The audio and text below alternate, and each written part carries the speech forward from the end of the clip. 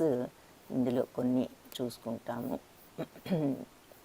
ఏదైనా క్వశ్చన్స్ ఉంటే end of the క్లాస్లో చూద్దాము. Hare Krishna.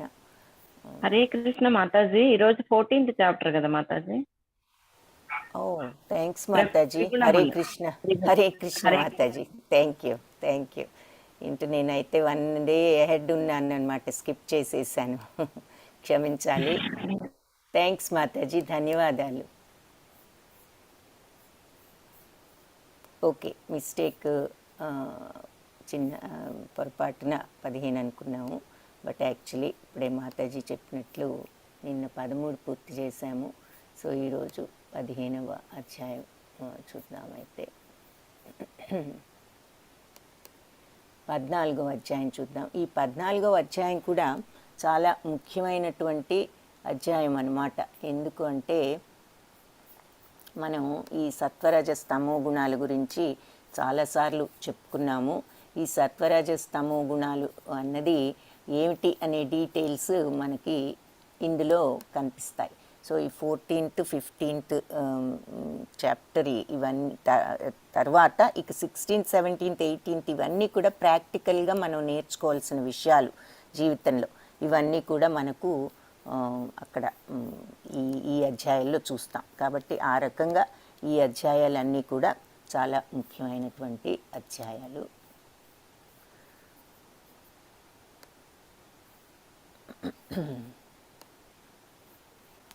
So 14th chapter చూద్దాం ఈరోజు.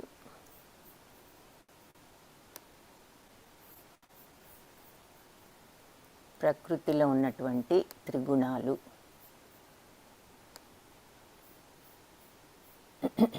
అయితే ప్రకృతి త్రిగుణములు గుణత్రయ విభాగయోగము అని కూడా దీనికి పేరన్నమాట.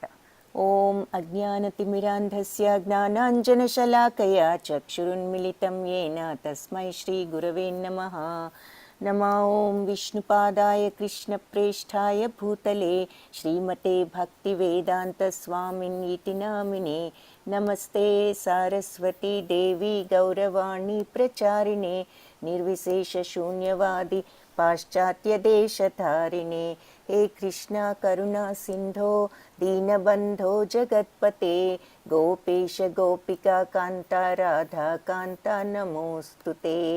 తప్త కాంచన గౌరాంగీ రాధే బృందావనేశ్వరి వృషభానుసుతే దేవి ప్రణమామి హరిప్రియే. జయ శ్రీ కృష్ణ చైతన్య ప్రభు నిత్యానంద శ్రీ అద్వైత గదాధరా శ్రీవాసాది గౌర భక్త బృంద. హరే కృష్ణ కృష్ణ కృష్ణ హరే హరే. హరే రామ రామ రామ హరే హరే. హరే కృష్ణ. భక్తులందరికీ గుణత్రయ విభాగ యోగము అంటే ప్రకృతిలో ఉన్నటువంటి ఈ త్రిగుణములు. ప్రకృతిలో ఉండే త్రిగుణాలు ఏమిటి అనే మాట కనుక వస్తే ఇంతకుముందు చెప్పుకున్నాము, బట్ మళ్ళీ ఇంకొకసారి చెప్పుకుందాము. సో ప్రకృతి అంతా కూడా, ఈ జగత్తు, ఈ ప్రపంచము, ఈ విశ్వం అంతా కూడా ఈ త్రిగుణాలు అనేటటువంటి ఒక మాయతో నిండి ఉంది. ఇంతకుముందు చెప్పుకున్నామని అనుకుంటున్నాం. జగమే మాయ అనే మాట వింటూ ఉంటాం. జగమంతా మాయ అంటారేమిటి, ఎదురుగుండా కనిపిస్తుంటే అని మనకు సందేహం వస్తుంది. అయితే మాయ అంటే ఏమిటి అంటే ఈ ప్రకృతిలో ఉన్నటువంటి ఈ 3 గుణాలు, సత్వగుణం, రజోగుణం, తమోగుణం. సో ఈ 3 గుణాలు కలిపే మాయ అంటారు. సో ఈ ప్రపంచం అంతా మాయ అంటే ఆ 3 గుణాలతో నిండి ఉన్నది. అంటే ఈ ప్రపంచంలో ఉన్న జీవరాశులు అంటే మనం ఈ ప్రపంచంలోకి వచ్చిన తర్వాత ఆ 3 గుణాలలో ఏదో ఒక గుణానికి మనము బద్ధులం అవుతూ ఉంటాము. లేదంటే కాంబినేషన్ కూడా ఉంటుంది. కొంతమందిలో ఎక్కువ సత్వగుణం, కొందరిలో ఎక్కువ రజోగుణం, కొందరిలో ఎక్కువ తమోగుణం, అలా పర్సంటేజెస్ కూడా ఉంటూ ఉంటాయి. సో మనం చేయవలసింది చివరకు అంటే మన గోల్ ఏమిటి అంటే సత్వగుణంలోకి వచ్చి ఆ సత్వగుణం నుంచి కూడా ఇంకా శుద్ధ సత్వగుణంలోకి వెళ్ళటానికి ప్రయత్నించాలి. ఆ శుద్ధ సత్వంలోనే మనము భగవంతుణ్ణి, ఆత్మదర్శనాన్ని, ఆత్మ సాక్షాత్కారం, భగవద్ దర్శనం, మోక్షం అవన్నీ కూడా సంపాదించే అవకాశం ఆ శుద్ధ సత్వగుణం ఏమిటి అన్నది, స్థిత ప్రజ్ఞ లక్షణాలు అవన్నీ మనం అక్కడ చూసాం. సో అది మన గోల్. ఒక హ్యూమన్ బీయింగ్గా మనిషి అవతారం ఎత్తిన తర్వాత, మనిషి జన్మ పొందిన తర్వాత మనం చేయవలసిన పని ఏమిటి అంటే భగవంతుణ్ణి పొందటానికి ప్రయత్నించాలి. అది దొరికే వరకు మళ్ళీ మళ్ళీ మనం ఆ ఎగ్జామ్లో పాస్ అయ్యే వరకు మళ్ళీ జనన మరణంలో ఉంటూ ఉంటాం. అది వచ్చినప్పుడే ఈ జనన మరణం నుంచి బయటపడతాం. అది ఇప్పటి వరకు చూసాము. సో ఈ గుణత్రయాలు ఏమిటి, ఈ 3 గుణాలు అన్నది ఈ చాప్టర్లో ఇంకా వివరంగా చూద్దాము. మొట్టమొదటగా ఇది గుణత్రయ విభాగయోగం భగవానువాచతో ప్రారంభం. శ్రీ భగవానువాచ పరం భూయ ప్రవక్ష్యామి జ్ఞానానాం జ్ఞానముత్తమం యజ్ఞాత్వా మునయః సర్వే పరాం సిద్ధిం ఇతో గతా. సో ఈ దేనినైతే పరంభూయ ప్రవక్ష్యామి, సో నీకు ఈ దివ్యమైనటువంటిది ఈ జ్ఞానాన్ని మరొక్కసారి భూయ మళ్ళీ ఇంకొకసారి ప్రవక్ష్యామి చెప్తాను. ఏది? ఈ జ్ఞానానాం జ్ఞానం ఉత్తమం, జ్ఞానాన్ని అన్నిట్లోకి ఉత్తమమైనటువంటి ఈ జ్ఞానాన్ని, ఈ దివ్య జ్ఞానాన్ని మరొక్కసారి నీకు చెప్తాను. యజ్ఞాత్వా మునయ సర్వే, ఏ జ్ఞానాన్ని తెలిసి మునులందరూ కూడా పరాం సిద్ధిం ఇతోగత, పరమసిద్ధిని పరిపూర్ణతను పొందారో, దివ్యమైన పరిపూర్ణత్వాన్ని సిద్ధత్వాన్ని, అలాంటి జ్ఞానాన్ని నీకు ఇప్పుడు చెప్తాను. ఇది జ్ఞానములన్నిట్లోకి అంటే సమస్త జ్ఞానంలోకి ఉత్తమమైనటువంటి దివ్యమైనటువంటి జ్ఞానాన్ని నీకు తిరిగి మళ్ళీ ఇంకొకసారి చెప్తాను అని భగవంతుడు ఈ శ్లోకంలో చెప్తున్నారు. తర్వాత ఇంకేమంటున్నారు? ఇదం జ్ఞానముపాశ్రిత్య మమ సాధర్మ్యమాగతాః సర్గేపి నోపజాయంతే ప్రళయేన వ్యధంతి చే.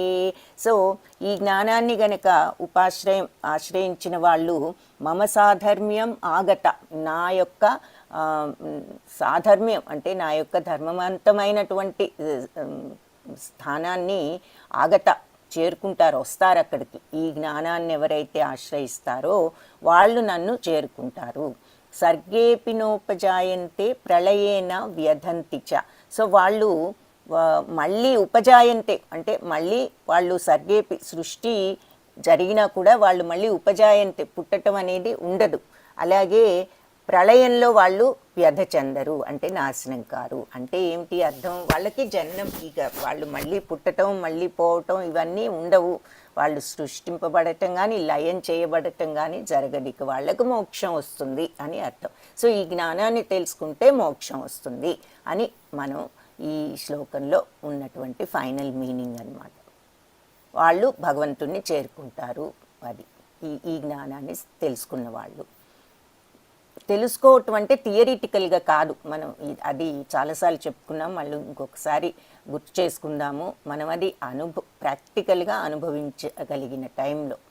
మమయో నిర్మహద్ బ్రహ్మ తస్మిన్ గర్భం దధామ్యహం సంభవా సర్వభూతానాం తతో భవతి భారత. హరే కృష్ణ. శ్రీదేవి మాతాజీ ఉన్నారా?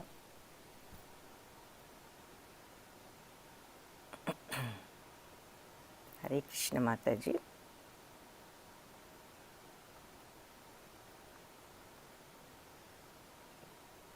మాతాజీ చెప్పండి మాతాజీ. అది ఇది చేసాము, మెసేజ్ పంపుదాం మాతాజీ, అందుకని క్లాస్ స్టార్ట్ అయిందని పుట్ట మెసేజ్. హరే కృష్ణ. పెట్టమంటారా మెసేజ్? పెట్టేశాను మాతాజీ, ధన్యవాదాలు. రేపటి నుంచి క్లాస్ స్టార్ట్ అయినాక ఒక మెసేజ్ పెడితే చూసుకుంటారు. ఓకే, ధన్యవాదాలు మాతాజీ. హరే కృష్ణ. మమయో నిర్మహద్ బ్రహ్మ తస్మిన్ గర్భం దధామ్యహం సంభవా సర్వభూతానాం తతో భవతి భారత. సో ఈ బ్రహ్మము అని పిలువబడేటటువంటి ఈ మహత్తత్వం, పుట్టుకకు కారణం, అందరి పుట్టుకలకు కూడా సోర్స్ ఏది అంటే ఈ మహత్తత్వమైనటువంటి బ్రహ్మం అని మనం అంటాం. పరబ్రహ్మం, బ్రహ్మం భగవంతుణ్ణి, ఆయన శక్తిని ఆ రకంగా వర్ణించటం. పరబ్రహ్మ అంటే భగవంతుడు. ఈ బ్రహ్మమే, ఆ శక్తి, ఆ మహత్తత్వమే ఇది అందరికీ కూడా ఈ పుట్టుకకు కారణం, బీజం లాంటిదన్నమాట, సోర్స్. సంభవ సర్వభూతానం అంటే అన్ని జీవరాశుల్ని కూడా సృష్టింపజేసేది, ఇది సాధ్యమయ్యేటట్లుగా సంభవింపజేసేది అని అర్థం. సంభవ చేసే విధంగా ఆ బ్రహ్మంలో నేను బీజ ప్రదానం చేస్తాను. తస్మిన్ గర్భం దధామ్యహం, నేను ఆ బ్రహ్మం యొక్క మహత్తత్వమైనటువంటి ఆ బ్రహ్మం యొక్క గర్భంలో నేను బీజదానాన్ని చేస్తాను అని చెప్తున్నారు. సో అప్పుడు అన్ని ప్రాణులు కూడా సంభవించేటట్లుగా జరుగుతుంది ఆ బ్రహ్మం వలన. సో అన్ని ప్రాణుల జననాలను సాధ్యం చేసే విధంగా ఆ బ్రహ్మంలో నేను బీజ ప్రదానం చేస్తాను. సో భారత అంటే భరత కుమార అంటూ అర్జునుని సంబోధిస్తూ బ్రహ్మము అని పిలువబడే ఈ మహత్తత్వమే అందరికీ పుట్టుకకు అది కారణం, సోర్స్. ఏది ప్రపంచం పుట్టడానికైనా, మనుషులైన, జీవరాశులైన, చెట్లైన, పుట్లైన సమస్తం పుట్టడానికి ఆ బ్రహ్మం అనే మహత్తత్వం కారణం. నేను సంభవ సర్వభూతానం, ఈ ప్రాణులన్నీ కూడా సంభవింప చేయటానికి అన్ని సమస్తం కూడా దానిలో తస్మిన్ గర్భం దధామ్యహం, అహం నేను ఆ బ్రహ్మంలో నేను బీజ ప్రదానం చేస్తాను అని చెప్పి భగవంతుడు ఇక్కడ చెప్తున్నారు ఈ శ్లోకంలో.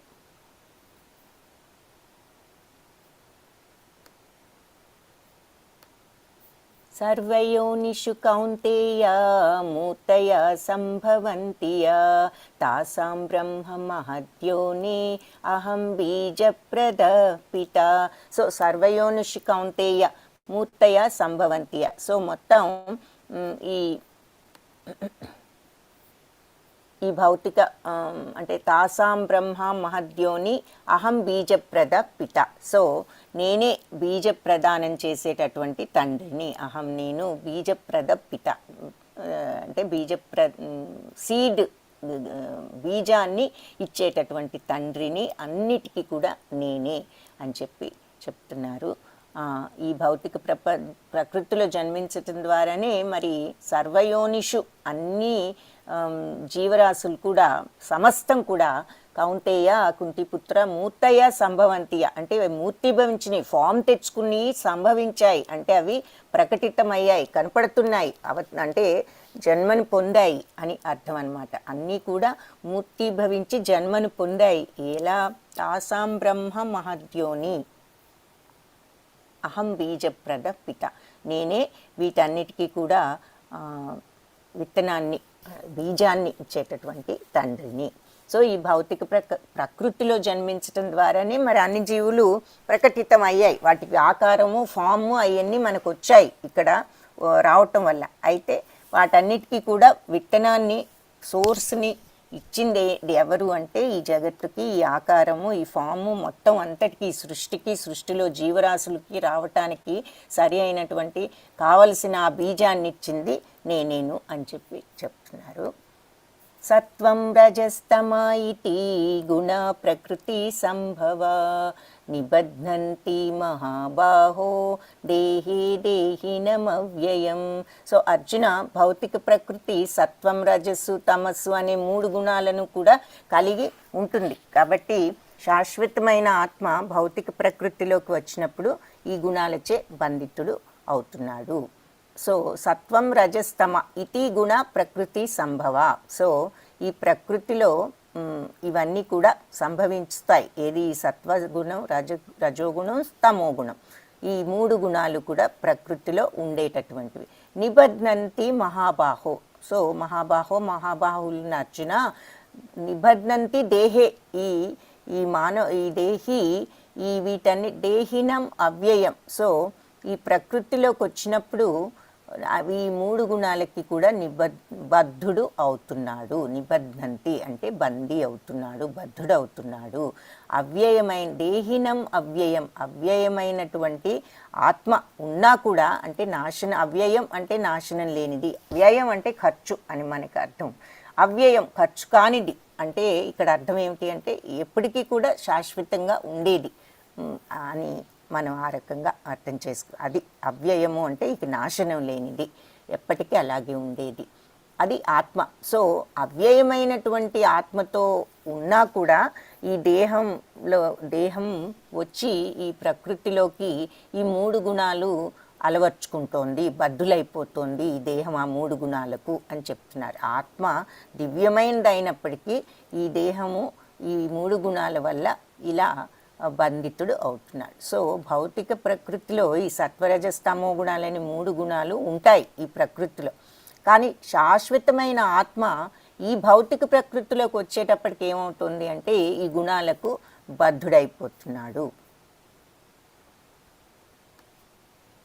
సో ఈ గుణాల ప్రభావాలు ఎలా ఉంటాయి అన్నది చూపిస్తున్నారు. సత్వగుణంలో ఉన్నవాళ్ళు మరి ప్రొద్దున్నే లేస్తారు, 5 o'clockకి లేచి వాళ్ళు మరి భగవంతుడి ధ్యానము ఇలాంటివి చేసుకుంటూ ఉంటారు, జపము. మరి రజోగుణంలో ఉన్నవాళ్ళు కొంచెం ఆలస్యంగా లెగుస్తారు, వాళ్ళు లేచి ఇంకా వాళ్ళ పనులు అవి చూసుకుంటూ ఉంటారు. తమో గుణంలో ఉన్నవాళ్ళు బాగా ఆలస్యంగా లేచే అలవాటు ఉంటుంది అని ఇక్కడ చూపిస్తున్నారు.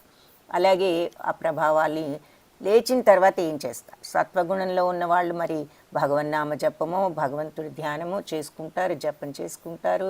రజోగుణంలో ఉన్నవాళ్ళు కోరికలు అవి ఎక్కువ కాబట్టి వెంటనే వాళ్ళు ఎక్సర్సైజ్ తప్పని కాదు, బాడీ హెల్తీగా ఉంచుకుంటేనే మనసు కూడా హెల్తీగా ఉంటుంది, అది కరెక్టే. ఎందుకు కానీ భగవంతుడిని మనం మర్చిపోకూడదు. అన్నీ ఇచ్చిన భగవంతుడు, మరి మనకు గాలి మనకు నీరు ఫ్రీ అనుకుంటున్నాం, కానీ అది ఇచ్చింది ఎవరు?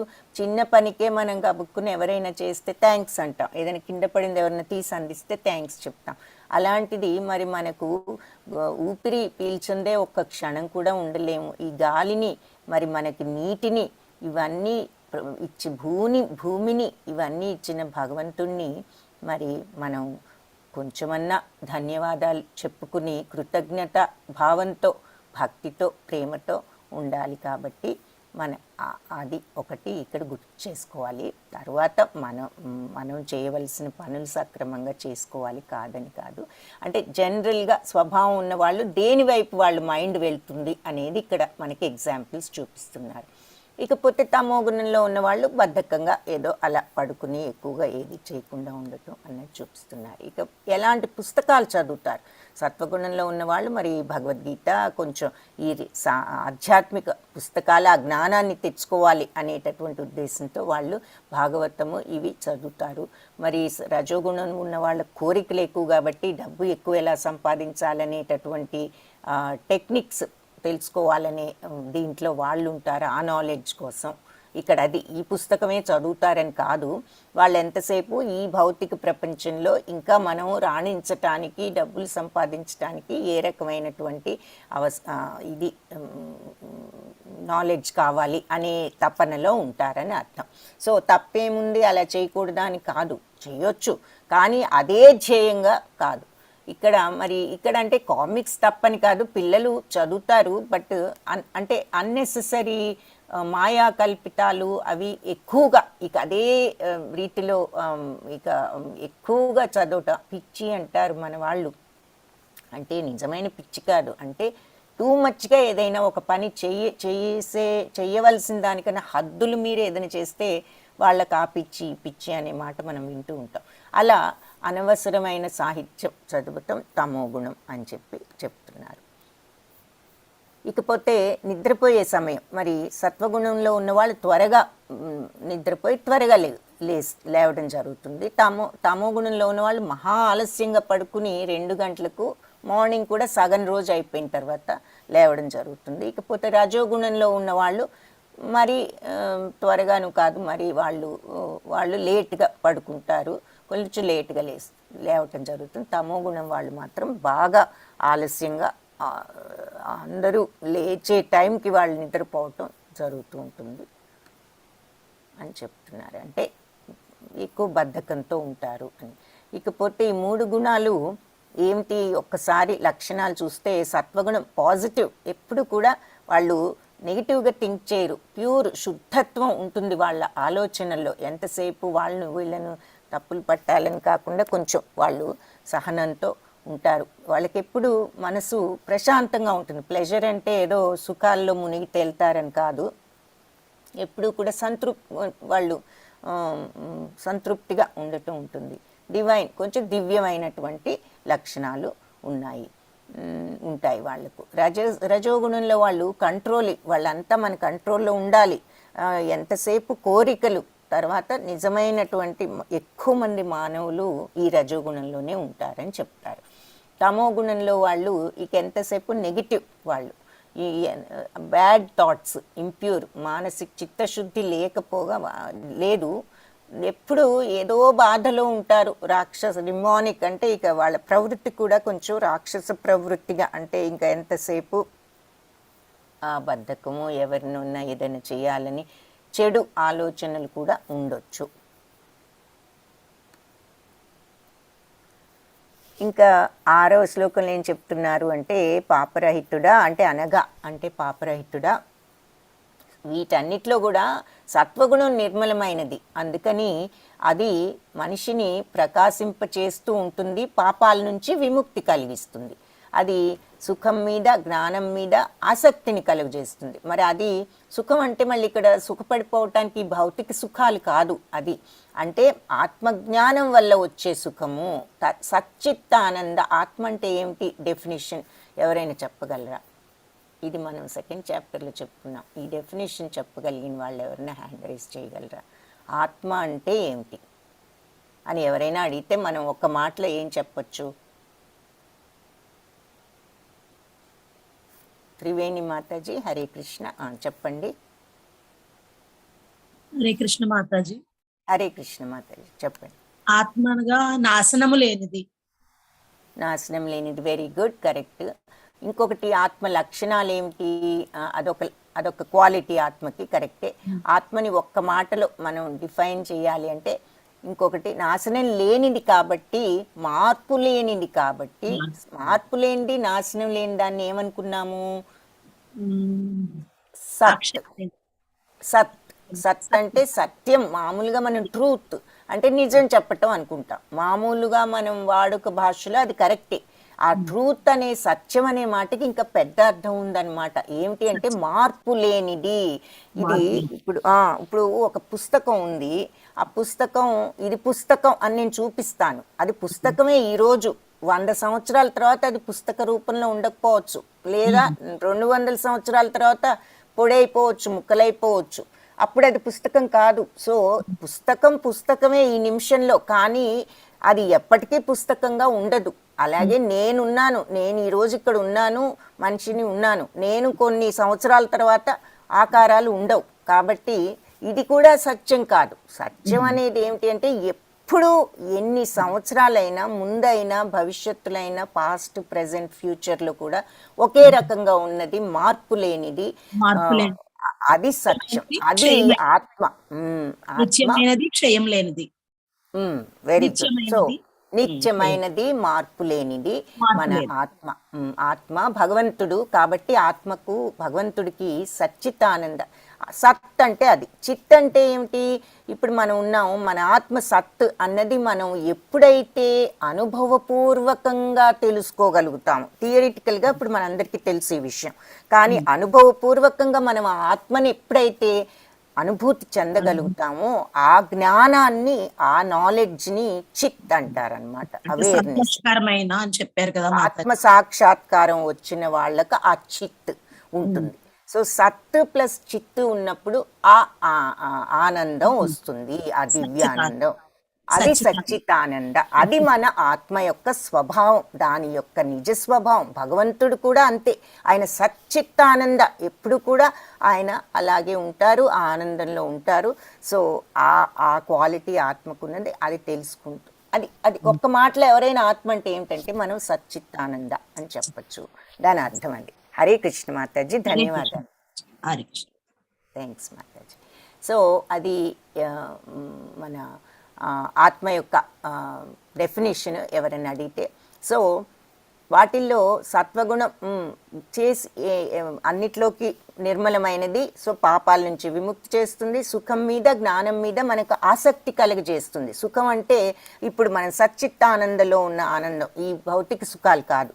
జ్ఞానం మీద కూడా మనకి ఇంట్రెస్ట్ పుట్టించి ఆ ఆనందం తెచ్చుకోవాలి, ఆ జ్ఞానం తెచ్చుకోవాలి, ఆ చిత్ తెచ్చుకోవాలి అనేటటువంటి ఇంట్రెస్ట్, ఆసక్తి కలగజేసి మన ఆత్మను ఆ రకంగా బంధిస్తుంది సత్వగుణం అని చెప్తున్నారు. కాబట్టి ఆ కోరిక కూడా తీవ్రంగా ఉంటే కొంచెమో గొప్ప మంచిదే, కానీ కొంచెమో గొప్ప అది కూడా ఆ రకంగా బంధిస్తుంది అని చెప్తున్నారు అనమాట. సో ఇది మనం కావాలి కావాలి అనే తప్పన వద్దు, అది ఆ పొజిషన్లో ఉండటానికి కావలసిన పని చేయాలి, కావలసిన సాధన చేసి ఆ తర్వాత ఏం జరుగుతుందో జరిగేదేదో భగవంతుడే చూస్తాడు అనే భావంతోనే ఈ ప్రాక్టీస్లో కూడా ఉండాలి. సో అంటే ఇది కరెక్ట్గా జరగాలి కాబట్టి మనం కరెక్ట్ అయిన సాధన చెయ్యాలి, అంతవరకే. ఈ తర్వాత వస్తుందో రాదో, వస్తే బాగుండు అనుకోవటం మళ్ళీ ప్రతిఫలం మీద ఆసక్తి అనమాట. సో అందుకని ఆ ఆసక్తితో మళ్ళీ కొంచెం బంధించవచ్చు అని చెప్తున్నారు. రెండవది, ఇక రజోగుణం అపారమైనటువంటి కోరికలు, ఆశల నుండి కూడా ఉద్భవిస్తుంది. అది రజోగుణం లక్షణం. సో ఇది ఆత్మని ఏం చేస్తుంది, కామ్యకర్మల మీద ఇంట్రెస్ట్ కలిగిస్తుంది. అంటే ఈ పనులన్నీ చేస్తే మనకి ఇది వస్తుంది, అది ఇంకెంతసేపు ఈ భౌతిక ప్రపంచపు వ్యవహారాలలో మనకు ఆ ఇంట్రెస్ట్ మాత్రమే ఇచ్చి ఆ రకంగా ఈ భౌతిక ప్రపంచంలో కంప్లీట్గా మనల్ని ఈ ప్రపంచంలో బంధిస్తుంది. ఇక భగవంతుడు, ఆధ్యాత్మికత అనేది ఇక దేనికి వాళ్ళకు టైం లేదని అనుకుంటారు. అలాగే తమోగుణం వాళ్ళు ఇక అజ్ఞానం వల్ల జనిస్తుంది. ఈ తమోగుణం, అజ్ఞానం వల్ల తమోగుణం వచ్చి ప్రాణులన్నిటికీ కూడా అవివేకం కలుగు చేస్తుంది. ఈ తమోగుణం ఉన్నప్పుడు అది పిచ్చితనం, అంటే సోమరితనం మరియు నిద్రలలో ఆ రకంగా మన ఆత్మను బంధించేస్తుంది ఈ శరీరంలో అని చెప్తున్నారు. పిచ్చితనం అంటే మళ్ళీ ఇందాక చెప్పుకున్నట్టు నిజంగా మైండ్ సరిగ్గా పనిచేయకపోవటం కాదు, బట్ ఏదైనా ఒక పని విపరీతంగా చేస్తే మనం వీళ్ళకి సినిమా పిచ్చి అంటాం, లేదంటే ఏదో పుస్తకాలు పిచ్చి అంటాం, ఆ రకమైనటువంటి అంటే ఏదైనా కూడా విపరీతంగా చేయటం, అంటే ఒక పని చేయవలసిన దానికంటే మితం లేకుండా కొన్ని పనులు అలా చేస్తూ ఉండటాన్ని అలా అని అర్థం ఇక్కడ. సోమరితనం, నిద్ర ఇలాంటివన్నీ కూడా వాళ్ళు అలవాటున్న వాళ్ళు ఇక వాళ్ళ తమో గుణంతో వాళ్ళ ఆత్మను బంధిస్తారు. సత్వం సుఖే సంజయతి రజః కర్మణి భారత జ్ఞానమావృత్యుతు తమః ప్రమాదే సంజయత్యుత. సో అర్జున, సత్వగుణం భారత అని పిలుస్తున్నారు అర్జునుని, భరతవంశ శ్రేష్ఠుడు అని. సత్వగుణం సుఖం చేకూరుస్తుంది. సో అంటే ఒకలాంటి మనకు ఆనందము, తృప్తి ఉంటాయి ఆ సత్వగుణంలో ఉన్న వాళ్లకు. రజోగుణం కర్మలలో బద్ధుడిని చేస్తుంది. సో అంటే వాళ్ళను ఈ కామ్యకర్మలలో బద్ధుల్ని చేస్తుంది, ఎంతసేపు ఇంకా దానిలో ఉంటారు. తమో గుణం జ్ఞానాన్ని కప్పివేసి ఇంకా వ్యక్తిని బుద్ధిహీనతలో బంధించి వేస్తుంది. సో సత్వమేమో సుఖం కలిగిస్తుంది. రజకర్మణి భారత, రజోగుణం ఇంకా కర్మలలో మనల్ని బిజీగా ఉంచేస్తుంది. జ్ఞానమావృత్యతు తమః. సో ఈ జ్ఞానాన్ని ఆవహించేయటం అంటే కప్పేస్తుంది తమో గుణం. ఇక తమో గుణంలో ఉంటే అసలు ఏ జ్ఞానమే కప్పబడిపోతుంది. ప్రమాదే సంజయుచ్యుత. సో అది బుద్ధిహీనతలో మనిషిని ఆ రకంగా బంధించి వేస్తుంది. రజస్తమశ్చాభిభూయ సత్వం భవతి భారత రజసత్వం తమశ్చైవ తమస్సత్వం రజస్తథా. సో ఇందులో ఏం చెప్తున్నారంటే కొన్నిసార్లు రజోగుణం, భరత కుమారుడా, రజోగుణం కొన్నిసార్లు రజోగుణం సత్వగుణం, రజ తమో గుణాలు రెండింటినీ అణిచివేసి సత్వగుణం ఆధిపత్యం చెలాయిస్తుంది. రజస్తమాలను అణిచి సత్వం ఆధిపత్యం వహిస్తుంది. అలాగే కొన్నిసార్లు రజోగుణాన్ని సత్వగుణాన్ని కూడా అణిచివేసి తమో గుణం ఆధిపత్యాన్ని వహిస్తుంది. ఇంకా కొన్నిసార్లు తమో గుణాన్ని సత్వగుణాన్ని కూడా ఈ రజోగుణం ఆధిపత్యం వహిస్తుంది. ఇలా ఏంటంటే ఎల్లప్పుడూ ఈ ఆధిపత్యం కోసం ఈ 3 గుణాలు పోటీ పడుతూ ఉంటాయన్నమాట. నేను ఎక్కువ ఉండాలంటే నేను ఎక్కువ ఉండాలి అని. ఇక్కడ మనకి మనస్సును చూపిస్తున్నారు. ఈ 3 గుణాలు పట్టి మనస్సును లాగుతున్నాయి, నా వైపురా నా వైపురా నా వైపురా అని. సో ఈ మనస్సును ఈ 3 గుణాలు ఈ రకంగా అవి ఇన్ఫ్లుయెన్స్ చేస్తూ ఉంటాయి అని చెప్తున్నారు. సర్వద్వారేషు దేహేస్మిన్ ప్రకాశ ఉపజాయతే జ్ఞానం యదా తదా విద్యాత్ వివృద్ధం సత్వమిత్యుత. సో దేహంలో అన్ని ద్వారాలు జ్ఞానంచే ప్రకాశితమైనప్పుడు అది సత్వగుణం యొక్క ప్రకటితమని తెలుసుకో. ఎప్పుడైతే అన్ని ద్వారాలు అంటే మరి మన దేహంలో 9 నవద్వారాలు అని చెప్తారు. నవద్వారే పురే అని కూడా మనం ఒక శ్లోకంలో చూస్తాం. అంటే 9 ద్వారాలు ఉన్నాయి. ఏది కళ్ళు 2, ముక్కులో 2, మరి నోరు 5, ఆ తర్వాత చెవులు 7, తర్వాత జననేంద్రియాలు 2, మొత్తం కలిపి 9 ద్వారాల్లో అన్ని ద్వారాల్లో కూడా ప్రకాశవంతమైనప్పుడు అది సత్వగుణం యొక్క ప్రకటితం, అది సత్వగుణం అని తెలుసుకో అని చెప్తున్నారు. హరే కృష్ణ. మన యూత్ గ్రూప్ ఎవరైనా ఉంటే దయచేసి హ్యాండ్ రైజ్ చేస్తారా? ఒక్కసారి యూత్ గ్రూప్ వాళ్ళు ఎవరైనా ఉంటే దయచేసి హ్యాండ్ రైజ్ చేయండి.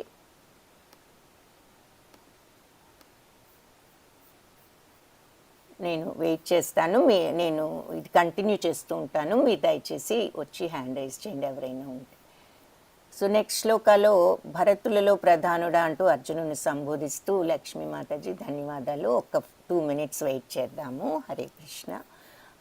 రజోగుణం పెరిగినప్పుడు లోభం వస్తుంది.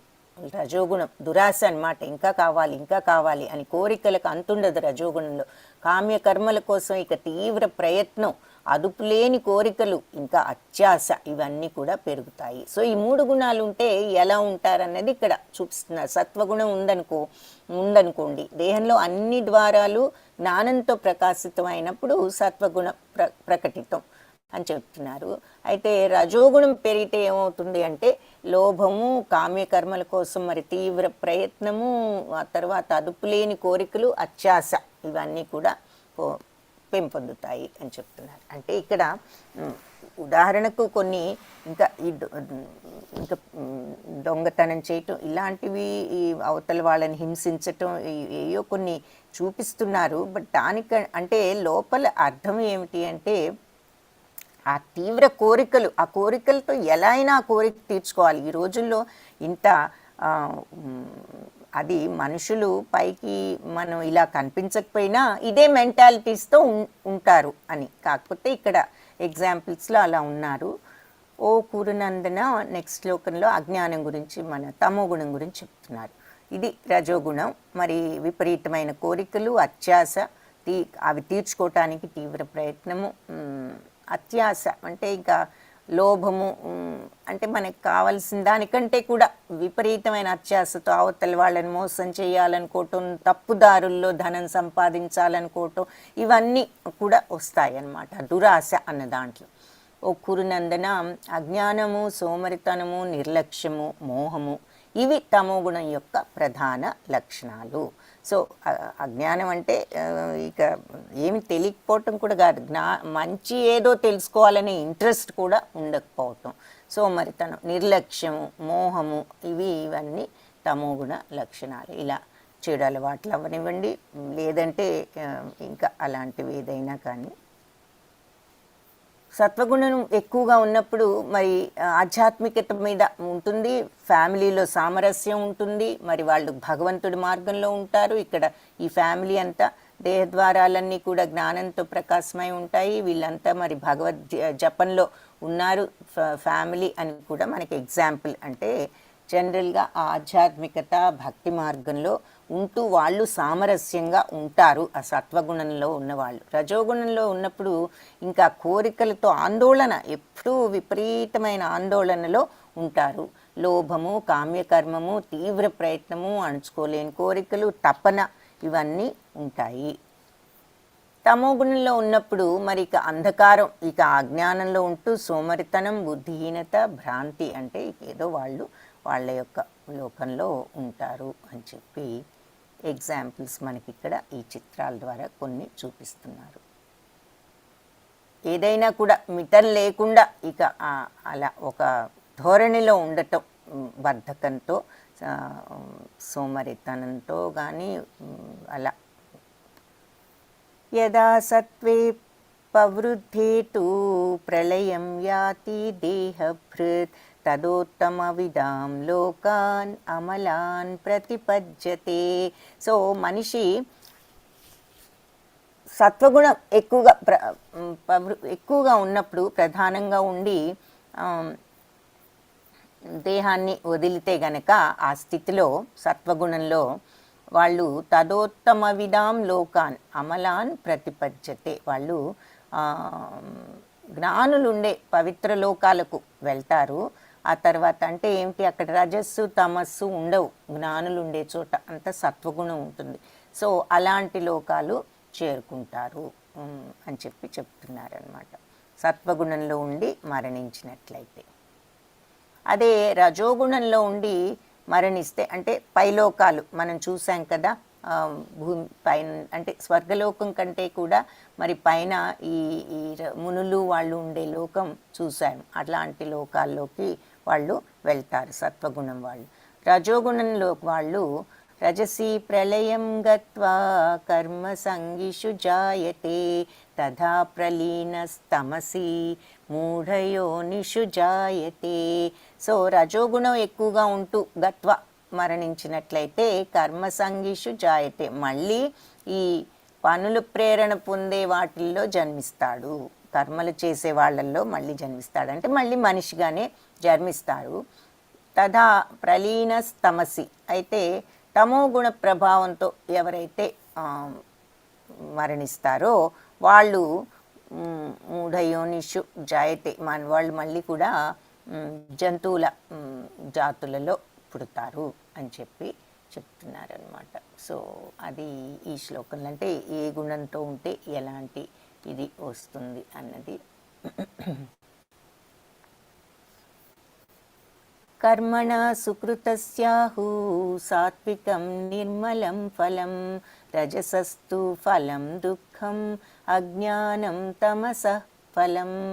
సో సత్వగుణంలో చేసేవాళ్ళు కార్యాలన్నీ కూడా ఆ ఫలాలు పవిత్రమైన ఫలితాలు ఇస్తాయి. సత్వగుణంలో మనం చేసే ఆ మంచి పనులన్నీ పవిత్ర ఫలితాలు ఇస్తాయి. రజోగుణంలో చేసే పనులు మనకి దుఃఖాలు కలిగిస్తాయి. అంటే ఎప్పుడు కూడా ఇక ఆనందం అనుకుంటాం ఏదైనా సక్సెస్ఫుల్ అయితే, కానీ అవన్నీ క్షణికాలే, మళ్ళీ వెంటనే ఇంకేదో వస్తుంది, ఇంకేదో కోరిక, ఇంకేదో ఆందోళన, మళ్ళీ దుఃఖము, అలా ఎప్పుడు కూడా ఇక వాళ్ళు ఆందోళన దుఃఖాల్లోనే ఉంటారు. యాంగ్జైటీ అండ్ వరీస్, ఎప్పుడు కూడా ఆ సుఖం అనుకున్నా కూడా ఆ సుఖం ఏది పర్మనెంట్గా ఉండదు. ఇంకపోతే తమో గుణంలో చేసే పనులన్నీ కూడా అజ్ఞానం తమస ఫలం, అజ్ఞానం అంతా కూడా మనకు అది తమో గుణం వాళ్ళకి ఫలితం ఏమిటి అంటే అజ్ఞానం. రజసస్తు ఫలం దుఃఖం, రజోగుణంలో వాళ్ళ ఫలితం ఏమిటి అంటే దుఃఖం. ఇకపోతే సాత్వికం నిర్మలం ఫలం, సో సాత్వగుణంలో ఉన్న వాళ్ళకి ఆ నిర్మలత్వం వస్తుంది, అంటే వాళ్ళకు శుద్ధత్వం వస్తుంది. మల అంటే మురికి, నిర్మల అంటే మురికి లేనిది, శుద్ధమైనది, క్లీన్ అయినది, అలాంటి స్వభావం వస్తుంది. ఆ క్లెన్లీనెస్, ఆ ప్లెజెంట్నెస్, అది అశుద్ధత్వం వస్తుంది సత్వగుణంలో వాళ్లకు అని చెప్పి. పవిత్రత వస్తుంది, నిర్మలం అంటే పవిత్రం అని చెప్పుకోవచ్చు. అది అని ఇక్కడ చెప్తున్నారనమాట ఈ శ్లోకంలో.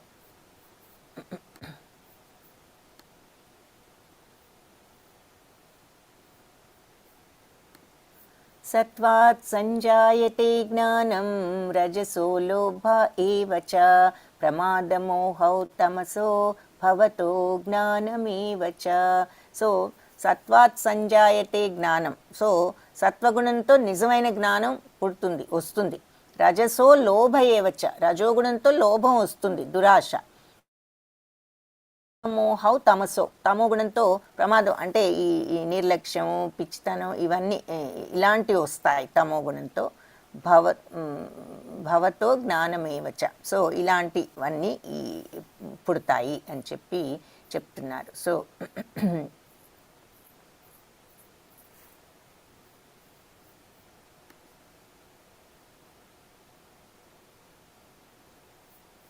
ఊర్ధ్వం గచ్చంతి సత్వస్థా మధ్యే తిష్టంతి రాజసా జగన్యా గుణవృత్తిస్థా అధో గచ్చంతి తామసా. సో ఊర్ధ్వం గచ్చంతి సత్వస్థ, ఊర్ధ్వం సత్వగుణం వాళ్ళకు ఊర్ధ్వలోకాలు గచ్చమవుతాయి అంటే ప్రాప్తమవుతాయి. మధ్యే తిష్టంతి రాజస, రాజసం వాళ్లకు మధ్య వాళ్ళు తిష్ట వేసుకుని అక్కడే స్థితులై ఉంటారు, అంటే భూలోకంలోనే వస్తూ పోతూ ఉంటారు ఈ రజోగుణం వాళ్ళు. ఇకపోతే జగన్య గుణ వృత్తిస్థ అధో గచ్చంతి తామస. సో తమగుణం వాళ్ళకి అధోలోకాలు కింద లోకాలే గచ్చంతి ప్రాప్తమవుతాయి అని చెప్పి చెప్తున్నారు. సో వాళ్ళ యొక్క గుణాలను బట్టి మనం ఇది ఈ భౌతిక ప్రపంచం చూసాం. మధ్యలో భూమి ఉంటుంది, పై లోకాలన్నీ ఉన్నాయి, కింది లోకాలు ఉన్నాయి అని మనం ఆ గోలోక చాట్లో చూసాం. ఇక్కడ అది మనకు ఒక డిఫరెంట్ ఫామ్లో ఇక్కడ భూలోకం అని, ఇవన్నీ పై లోకాలని ఇక్కడ కనిపిస్తుంది చూడండి. బ్రహ్మ, సత్యలోకం, ఇవన్నీ తపోలోకం అవన్నీ ఉన్నాయి. తర్వాత స్వర్గలోకం అవి కనిపిస్తున్నాయి.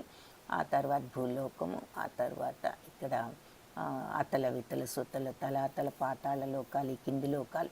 సో అది ఇక్కడ సత్వగుణంలో ఉన్న వాళ్ళు పై లోకాలకు, రజోగుణంలో వాళ్ళు ఇక్కడ, తమో గుణంలో వాళ్ళు ఈ కింది లోకాల్లో వెళ్తారు అని చెప్తున్నారు. సో జగత్తు మళ్ళీ మన భౌతిక జగత్ చూపిస్తున్నారు. గర్భోదక సాయి విష్ణువు నుంచి ఉద్భవించింది ఈ ప్రపంచంలో. ఇక్కడ మళ్ళీ శ్వేతదీపంలో విష్ణుమూర్తి ఉన్నాడని కూడా చూసాము.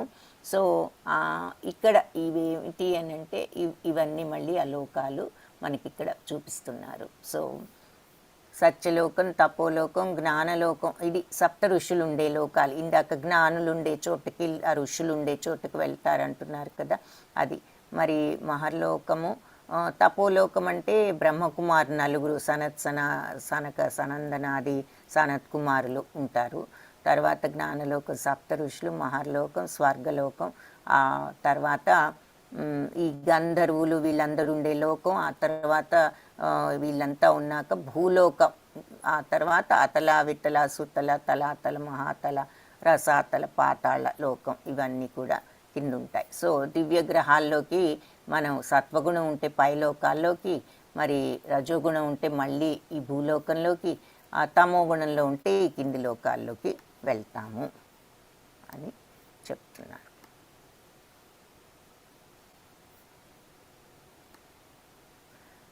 గుణానీతానతీత్యత్రీన్ దేహీ దేహా సముద్భవాన్ జన్మ మృత్యు జరా దుఃఖై విముక్తో మృతమశ్నుతే. గుణానీతానతీత్యత్రీన్. సో ఈ మూడు గుణాల్ని ఎవరైతే ఈ మూడు గుణాలకు అతీతులవ్వగలరో, ఈ మూడు గుణాలని మించి ఇంకా పైకి వెళ్ళగలరో, దేహీ దేహ సముద్భవాన్ అంటే దాన్ని ఏమంటారంటే శుద్ధ సత్వము అంటారు. ఈ సత్వగుణాన్ని కూడా మించి ఇంకా పైకి వెళ్ళటం అంటే శుద్ధ సత్వం. అప్పుడు నాకు ఈ మంచితనం వల్ల ఏం ఫలితం వస్తుందో రాదో అటువంటి ఆందోళనలు కూడా ఉండవు. వాళ్ళంత శుద్ధంలోకి వెళ్ళిపోతారనమాట. ఇక అన్నీ సమస్తము వాళ్లకు ఆనందమయం, అంటే భగవంతుడు పూర్తిగా వాళ్ళు లీనమైపోయి ఆయన ఏది ఇచ్చినా ఇస్తారు ఇవ్వరు అనే థాట్ కూడా ఉండదు. వస్తుంది రాదు అనేది కూడా ఉండకుండా కంప్లీట్గా భగవంతుడి యొక్క ధ్యానంలో, అంటే ఆయనను ఆ రకంగా పూర్తిగా నమ్మి శరణాగతి తత్వం ఉంటుంది. సో గుణాన్ని అది శుద్ధసత్వం. సో అందులోకి వెళ్ళి అధిగమించగలిగినప్పుడు, ఈ సత్వగుణాన్ని మూడు గుణాల్ని కూడా అధిగమించగలిగినప్పుడు దేహీ దేహ సముద్భవాన్ జన్మ మృత్యు జరా దుఃఖై. ఈ జన్మ మృత్యు వృద్ధాప్యం ఇదంతా ఎక్కడ ఈ భౌతిక ప్రపంచంలో ఉంది. ఈ దుఃఖాల నుంచి విముక్తోమృతం అశ్నుతే, వాళ్లకు విముక్తి చెంది వాళ్ళు ఈ జన్మలోనే వాళ్ళు అమృతత్వాన్ని పొందుతారు, అమరత్వాన్ని పొందుతారు అని చెప్పి చెప్తున్నారు. ఈ దేహంలో ఉన్నటువంటి ఈ ప్రకృతి త్రిగుణాలను అధిగమించగలిగినప్పుడు, ఈ ఎవరైతే అతీతులు అవుతారో, ఈ త్రిగుణాలకి ఇంకా పైకి అధిగమించి పైకి శుద్ధ సత్వంలోకి వెళ్ళగలుగుతారో వాళ్ళు ఈ జనన మరణం వృద్ధాప్యం అనే ఈ దుఃఖాల నుంచి విముక్తి పొంది ఈ జన్మలోనే అమరత్వాన్ని సాధిస్తారు. అంటే అర్థం ఏమిటి అంటే వాళ్ళకి ఇక జనన మరణం నుంచి వాళ్ళు విముక్తి చెందుతారంటే ఇంకా వాళ్ళు ఈ జన్మలో వాళ్ళు మరణం లేదా వాళ్ళు అలాగే ఉంటారని కాదు. ఈ చక్రం నుంచి వాళ్ళకి విముక్తి వచ్చింది, వాళ్ళు ఈ జన్మలోనే వాళ్ళ అమరత్వాన్ని పొందుతారు అంటే ఇంకా వాళ్ళకు నెక్స్ట్ జన్మ లేదు, ఇది దీంతో వాళ్ళకు మోక్షం వచ్చింది అని అర్థం. సో ఆ శుద్ధ సత్వంలోకి వెళ్ళిన వాళ్ళకి ఇక్కడ ఈ సంఖ్యలు చూపిస్తున్నారు. ఈ సంఖ్యలు ఏమిటి? మనం ఈ సత్వ రజస్తమో గుణాలకు బందీలం అవ్వటం. ఎప్పుడైతే ఈ రకంగా భగవంతుడి యొక్క కంప్లీట్ ఆయన ధ్యానంలో అంటే ఆయనకు కంప్లీట్గా ఎప్పుడైతే శరణాగతి అవ్వగలమో, ఇక్కడ ఉదాహరణగా ఈ భక్తుడిని చూపిస్తున్నారు. బట్ మనకు ఆ మనస్తత్వం ఎప్పుడైతే వస్తుందో అప్పుడు ఈ సంఖ్యలు సత్వరజస్తమో గుణం అనేటటువంటి బంధాలు తెగిపోతాయి. అప్పుడు మనము ఆ మోక్షానికి తెచ్చుకోగలుగుతాము అని అర్థం. అర్జున ఉవాచ कैर्लिङ्गैत्रीन् गुणानीतान् अतीतो भवति प्रभो किमाचारः कथं चैतान् త్రీన్ గుణానతివర్తతే. సో అర్జునుడు ఇదంతా విన్నాడు, భగవంతుడు చెప్పింది ఇప్పటి వరకు విని ఇప్పుడు ప్రశ్న అడుగుతున్నాడు. మరి భగవాన్ ప్రకృతి త్రిగుణాలకు ఈ మూడు క్లైర్లింగైత్రీన్ గుణానీతాన్ అతీతో భవతి ప్రభో, ఈ మూడు గుణాలకు కూడా అతీతుడైన వాడు ప్రభు. కిం ఆచార కథం చైతాన్, అతడు ఏ రకంగా ఆచరిస్తాడు అంటే ఏ రకంగా ప్రవర్తిస్తాడు, కిం ఏ రకంగా ఆచార ప్రవర్తిస్తాడు, కథం చైతాన్ మరి అతను త్రీన్ గుణానతి వర్తతే, అతను త్రిగుణాల ఈ బంధాలకు ఏ రకంగా అతీతుడు అవుతాడు. సో అర్జునుడికి ఇవన్నీ విన్న తర్వాత మూడు గుణాలకు అతీతులుగా వెళ్ళాలి, అది శుద్ధ సత్వం అని చెప్తున్నారు, అప్పుడు మోక్షం వస్తుందని చెప్తున్నారు. మరి అందుకనే అర్జునుడు మనకు వచ్చినట్లుగానే ఆయనకు కూడా సందేహం వచ్చింది. ఈ మూడు గుణాలకు అతీతంగా వెళ్ళిన వాడు ఎలా ఉంటాడు, అతని లక్షణాలు ఏమిటి, ఏ రకంగా ప్రవర్తిస్తాడు, ఆచరిస్తాడు, ఏ విషయాలను కిం ఆచార ఏ రకంగా ఆచరిస్తాడు అంటే ఏ రకంగా ప్రవర్తిస్తాడు, తర్వాత త్రిగుణ బంధాలకు అతీతంగా అసలు అతను ఎలా అవుతాడు అని చెప్పి, అట్లా అవ్వాలి అంటే ఎట్లా అయ్యాడు, ఆ పొజిషన్కి ఎట్లా వచ్చాడు అని చెప్పి అడుగుతున్నాడు అర్జునుడు. అప్పుడు భగవంతుడు చెప్తున్నారు 22వ శ్లోకం నుంచి 25వ శ్లోకం వరకు, ఆ 4 శ్లోకాల్లో ఈ సబ్స్టెన్స్ ఉందన్నమాట చెప్తున్నారు. ఏమని శ్రీకృష్ణ భగవానుడు పలికారు, భగవాను వాచ, ఓ పాండుకుమార, ప్రకాశము ఆసక్తి మోహము కలిగినప్పుడు ద్వేషించని వాడు, ఒకవేళ ఏదైనా అలాంటివి కలిగినా ఇంట్రెస్ట్ దేని మీద అయినా లేదంటే మోహం కలిగినా ద్వేషించని వాడు, అవి లేనప్పుడు కోరుకోనివాడు, భౌతిక గుణాల యొక్క ఈ ప్రతిచర్యల ద్వారా అస్థిరపడకుండా కలవరపడకుండా తటస్థంగా అతీంద్రియంగా ఉండిపోయేవాడు. మనకు భౌతిక గుణాల వల్ల ఏదైనా ఈ డిస్టర్బెన్సెస్ కలిగినా కూడా కలవరపడకుండా తటస్థంగా అంటే ఏదైనా కలవరం వచ్చినప్పుడు యాంగ్జైటీ వచ్చినప్పుడు మనం రియాక్ట్ అయిపోకుండా, కోపం వచ్చినప్పుడు రియాక్ట్ అయిపోకుండా, మరి దుఃఖం వచ్చినప్పుడు దుఃఖించకుండా, ఆనందం వచ్చినప్పుడు జంపింగ్ చేయకుండా, ఎప్పుడైతే తటస్థంగా అతీంద్రియంగా అంటే ఇంద్రియ ప్రలోభానకు గురి కాకుండా మిగిలిపోయేవాడు, ఆత్మలోనే స్థితుడై ఆనందము బాధను ఒకేలాగా చూసేవాడు, మట్టిని రాయిని బంగారాన్ని సమాన దృష్టితో చూచేవాడు, కావలసిన విషయమైన అవసరం లేని ఇష్టం లేని అవాంఛనీయమైన వాటికి కూడా సమానంగా ఉండేవాడు. మనకి అవసరమైనదైనా అనవసరమైనదైనా ఒకే రకంగా ఉండటం, ప్రశంస అయినా నింద అయినా, ఎవరైనా మనల్ని పొగిడినా ఒకటే, ఎవరైనా మనల్ని నిందించినా ఒకటే, గౌరవం ఎవరైనా గౌరవించినా ఒకటే, ఎవరైనా మనల్ని అగౌరవపరిచినా కూడా వాళ్ళు ఒకే రకంగా ఉంటారు. గౌరవించగానే మనసులో ఉప్పొంగిపోతూ, లేదంటే అగౌరవపరచగానే చాలా అవమానం ఫీల్ అవుతూ దుఃఖంతో కోపంతో ఉండటం అదేమి లేదు. ఎవరైనా గౌరవించినా వాళ్ళకొకటే ఒకే రకంగా ఉంటారు, అగౌరవంగా చూసినా ఒకే రకంగా ఉంటారు అని చెప్తున్నారు లక్షణాలు. స్నేహితుడైనా శత్రువునైనా ఇద్దరిని ఒకేలాగా చూస్తారు బేసికలీ స్థితప్రజ్ఞ లక్షణాలే ఇవి. మరి అన్ని భౌతిక ఈ స్థితప్రజ్ఞ లక్షణాలు బ్రీఫ్గా 2వ చాప్టర్లో చూసాం. ఇప్పుడు మళ్ళీ అవి వివరంగా చెప్తున్నారు. మరి అన్ని భౌతిక కార్యకలాపాలను త్యజించినవాడు అంటే మెటీరియలిస్టిక్ థింగ్స్ అన్నీ కూడా వదులుకున్నవాడు. అంటే కార్యకలాపాలు అంటే ఇంకా ఆ స్టేజ్కి వెళ్ళిన తర్వాత ఏదైనా చేసినా కంప్లీట్ సరెండర్తో చేస్తారు వాళ్ళు, పనులు ఫిజికల్గా చేసినా కూడా. కానీ ఇంకా ఆ స్టేజ్కి వెళ్తే ఇంకా వాళ్ళు భగవంతుణ్ణి చేరుకునే పొజిషన్లో ఉంటే వాళ్ళు అదే సచ్చిత్తానందంలో ఉంటారు. వీళ్ళు ప్రకృతి గుణాలను అధిగమించిన వాళ్ళు వాళ్ళు ఎలా ఉంటారు ఏమిటి అని అడిగాడు కదా, వాళ్ళ లక్షణాలు ఎలా ఉంటాయి అని. సో ఇది చెప్తున్నారు, ఎలా ప్రవర్తిస్తారు, వాళ్ళు ఎలా అయ్యారు, ఆ స్థితికి ఎలా వచ్చారు అంటే ఈ లక్షణాలన్నీ వచ్చేసరికి వాళ్ళు అలా అయ్యారు. త్రిగుణాలను అధిగమించిన వ్యక్తి లక్షణాలు ఇంకొకసారి ఇక్కడ సమీక్షించారు, చూద్దాం. సమస్థితి, ఏది జరిగినా ఒకే రకంగా సమత్వంతో ఉండగలగటం. సుఖమైన, దుఃఖమైన, మానమైన, అవమానమైన, గౌరవమైన, అగౌరవమైన, నిందించిన, స్తుతించిన, ఏ శత్రువైన, మిత్రువైన అన్నిటి పట్ల సమస్థితితో ఉండగలగటం. తటస్థంగా ఉండటం, ఉద్వేగాలకు ఉదాసీనంగా ఉండటం, ఏదైనా ఉద్వేగం పడకుండా ప్రతిదానికి ఈ ఇమోషనల్ ఏది కూడా అవ్వకుండా కామ్గా ఉండటం, పరిపన లేకుండా, అసూయ లేకుండా ఉండటము. ప్రవర్తన ఎలా ఉంటుంది, ఇవేమో లక్షణాలు అని చెప్తున్నారు. వాళ్ళ ప్రవర్తన ఎలా ఉంటుంది అంటే అన్ని పరిస్థితుల్లోనూ సమత్వం, ఒకే రకం. ప్రశంస అయినా, నిందైన, గౌరవమైన, అవమానమైన, ఆనందమైన, దుఃఖమైన, వాంఛనీయం, అవాంఛనీయం, మనకి జరగవలసిన వాటి ఏదైనా జరిగినా, జరగకూడనిది జరిగినా ఒకే రకంగా ఉండగలటం. అందరితో మరియు ప్రతిదానితో సమానంగా వ్యవహరిస్తారు. మట్టి, రాయి, బంగారమైన, మిత్రుడైన, శత్రువైన ఎప్పుడు కూడా విచిత్రంగా వ్యవహరించరు. అంటే కృష్ణుడికి శరణాగతి పొందుట, భగవంతుణ్ణి శరణు వేడుట ఆధ్యాత్మిక అభ్యాసాలలో దృఢత్వం. మాంచయో అవ్యభిచారేణ భక్తి యోగేన సేవతే సగుణాన్ సమతీత్యైతాన్ బ్రహ్మభూయాయ కల్పతే.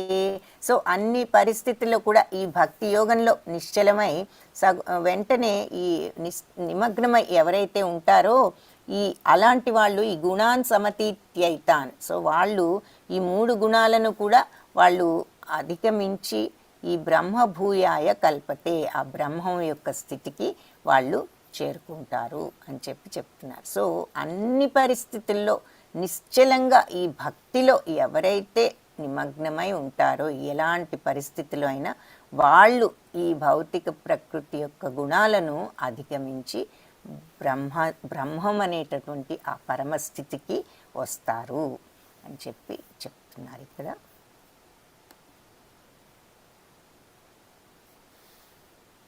బ్రహ్మణో హి ప్రతిష్టాహం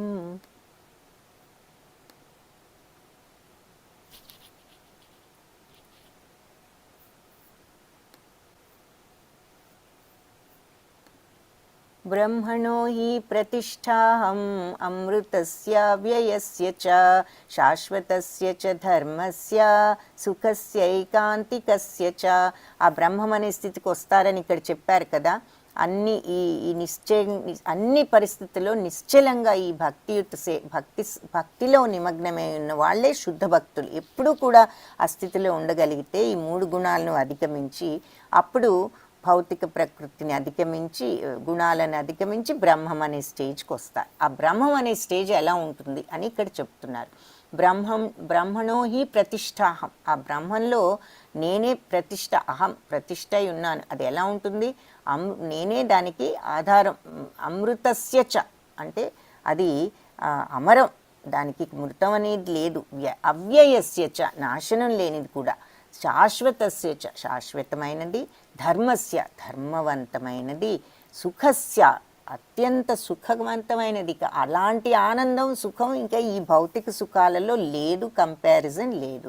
కాంతికస్య చ కాంతివంతంగా కూడా ఉంటుంది అని ఆ బ్రహ్మాన్ని ఇక్కడ మనకు వివరించారు. సో అమరము, అమృతం, అమృతస్య చ అమరం. అమరం అంటే ఇక్కడ అమృతత్వం. అమృతం అవ్యయం, నాశనం లేనిది, శాశ్వతమైనది, ధర్మవంతమైనది, సుఖవంతమైనది, కాంతివంతమైనటువంటి ఆ బ్రహ్మంలో నేనే ప్రతిష్ఠుడనై ఉన్నాను. ఆ బ్రహ్మం అంటే ఏంటి అంటే నేనే. ఆ బ్రహ్మములు వాళ్లకు పొందుతారు అంటే భగవంతుని ఆ స్థితికి వస్తారు. ఆ బ్రహ్మంలో నేనే ప్రతిష్ఠుడనై ఉన్నాను. సో బాధ్యతాయుతమైన ఎంపికల ద్వారా మనం ఈ ఈ శరీరం ఉండగానే నెక్స్ట్ జీవితానికి మనం సిద్ధపడాలి, తదుపరి జీవితానికి అని చెప్తున్నారు. సో మనం సరి అయిన చాయిస్ రెస్పాన్సిబుల్గా చేసుకోవాలి. మనం ఏ రకమైన చాయిసెస్ చేసుకుంటే మనకు ఆ రకమైనటువంటి ఫలితం వస్తుంది. పైలోకాలు కానీ, మధ్యలోకాలు కానీ, కింది లోకాలు కానీ, లేదంటే ఈ 3 సత్వరజస్తమో గుణాలను బట్టి ఈ 3ని కూడా అధిగమించి శుద్ధ సత్వంలోకి వెళ్తే మనకు మోక్షం కూడా వస్తుంది. మన బాధలకు మరణం ఒకటే కారణం కాదు కాబట్టి వైకుంఠ ధామాన్ని చేరుకోవటానికి సరైన మార్గాన్ని ఎన్నుకోవాలి. గుణాలను ఇంకోటి మనం చూసిందేంటి, ఈ 3 గుణాలు మనల్ని కట్టివేస్తాయి. కాబట్టి భగవంతుడు మనకు ఆయనను శరణు వేడే స్థితికి మనం రాగలిగితే ఈ 3 గుణాల నుంచి మనకు విముక్తి చెంది మనం మోక్షాన్ని, భగవద్ధామాన్ని పొందొచ్చు.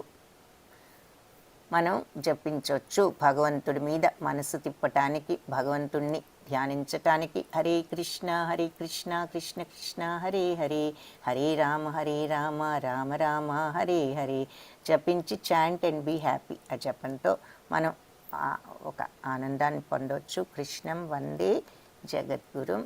ఇందులో మనం చూసినటువంటి సారాంశం ఏమిటి అంటే